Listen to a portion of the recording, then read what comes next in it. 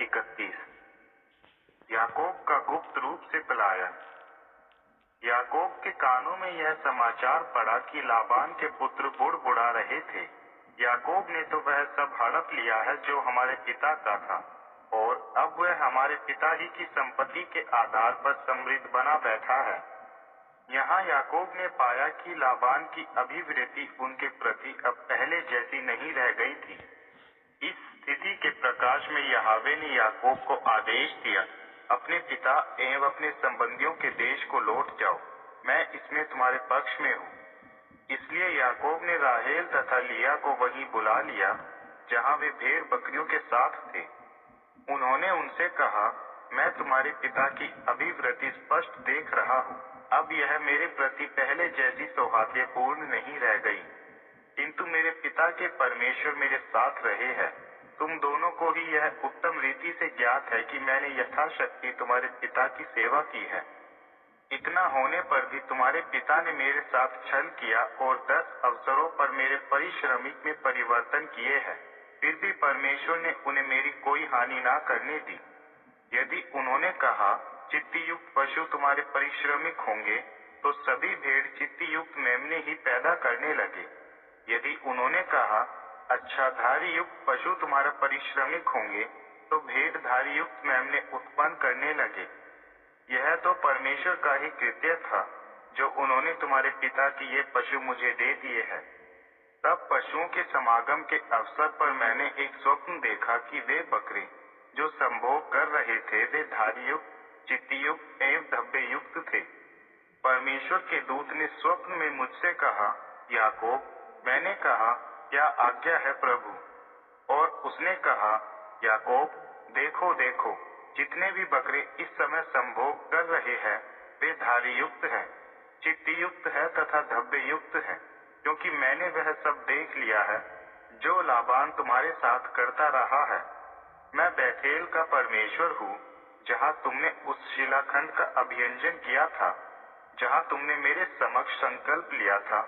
अब उठो, छोड़ दो इस स्थान को और अपने जन्म स्थान को लौट जाओ। राहेल तथा लिया ने उनसे कहा, क्या अब भी हमारे पिता की संपत्ति में हमारा कोई अंश अथवा उत्तराधिकार शेष रह गया है?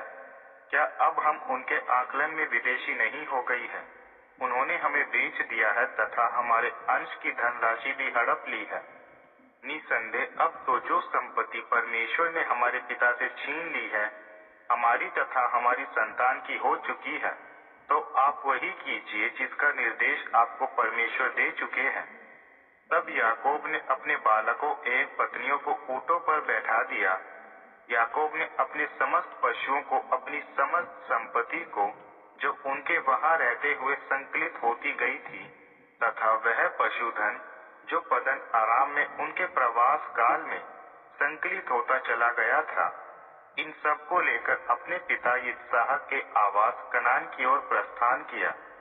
जब लाबान ऊन कतरने के लिए बाहर गया हुआ था, राहेल ने अपने पिता के गृह देवता प्रतिमाओं की चोरी कर ली। तब याकूब ने भी अरामी लाबान के साथ प्रवंचना की। याकूब ने लाबान को सूचित ही नहीं किया कि वे पलायन कर रहे थे।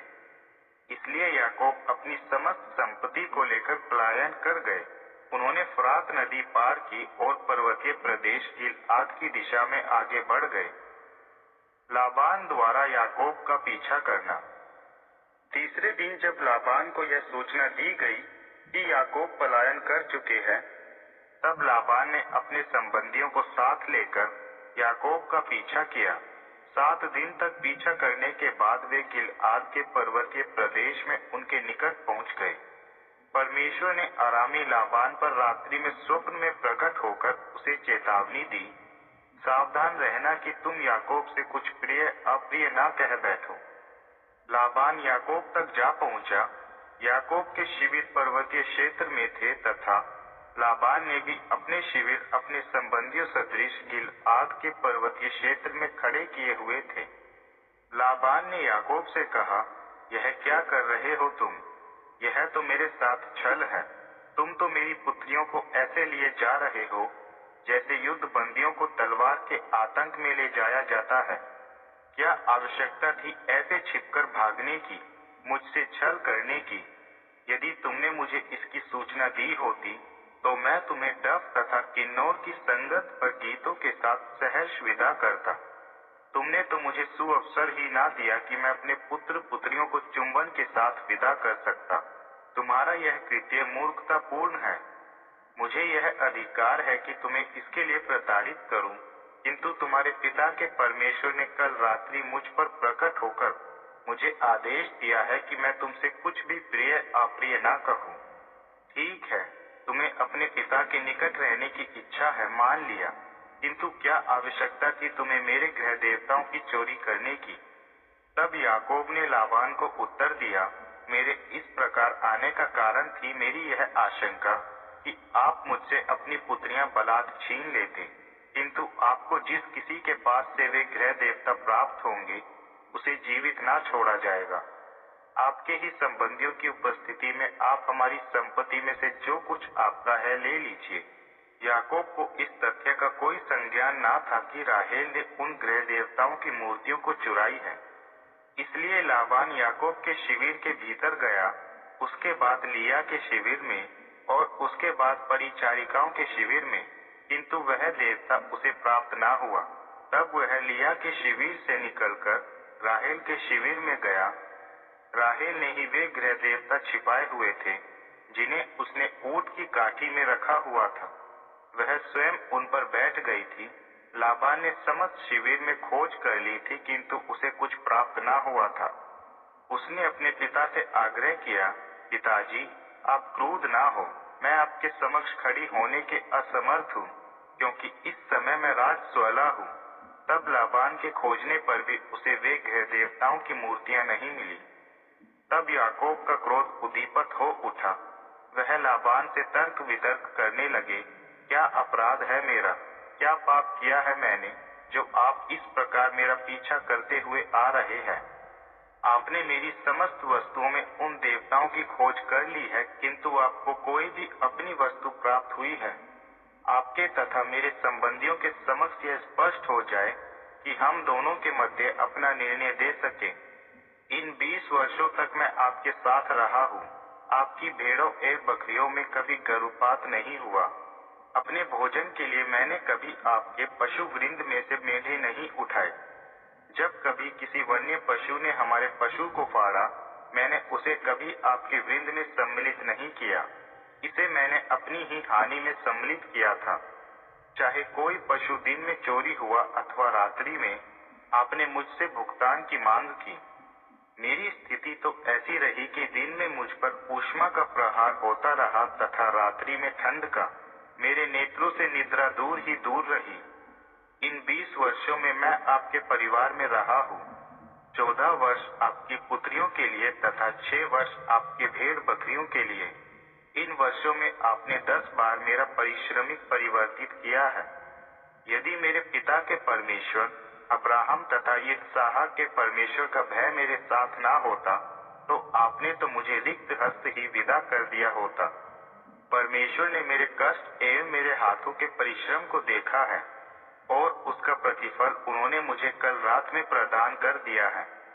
यह सब सुनकर लाबान ने याकूब को उत्तर दिया, ये स्त्रियां मेरी पुत्रियां हैं, ये बालक मेरे बालक है, ये भेड़ बकरियां भी मेरी ही हैं, तथा जो कुछ तुम्हें दिखाई दे रहा है वह मेरा ही है।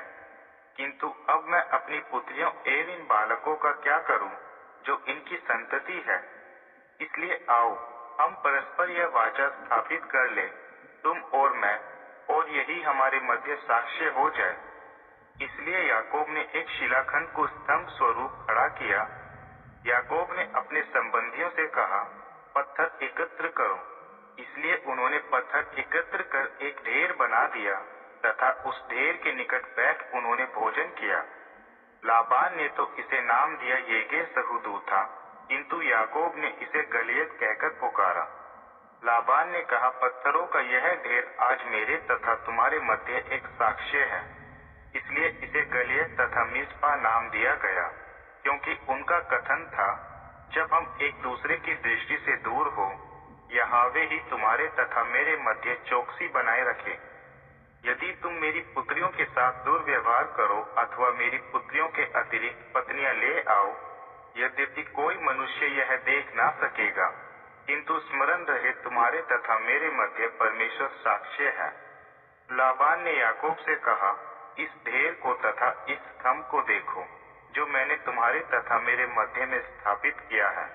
यह स्तंभ तथा पत्थरों का ढेर साक्ष्य है कि मैं इसके निकट से होकर तुम्हारी हानि करने के लक्ष्य से आगे नहीं बढ़ूंगा। वैसे ही तुम भी इस ढेर तथा इस स्तंभ के निकट से होकर मेरी हानि के उद्देश्य से आगे नहीं बढ़ोगे। इसके लिए अब्राहम के परमेश्वर, नाहोर के परमेश्वर तथा उनके पिता के परमेश्वर हमारा न्याय करे। इसलिए याकूब ने अपने पिता इसहाक के प्रति भय भाव में शपथ ली। फिर याकूब ने उस पर्वत पर ही बलि अर्पित की तथा अपने संबंधियों को भोज के लिए आमंत्रित किया। उन्होंने भोजन किया तथा पर्वत पर ही रात्रि व्यतीत की। बड़े तड़के लाबान उठा, अपने पुत्र पुत्रियों का चुंबन लिया तथा उन्हें आशीर्वाद दिया। फिर लाबान स्वदेश लौट गया।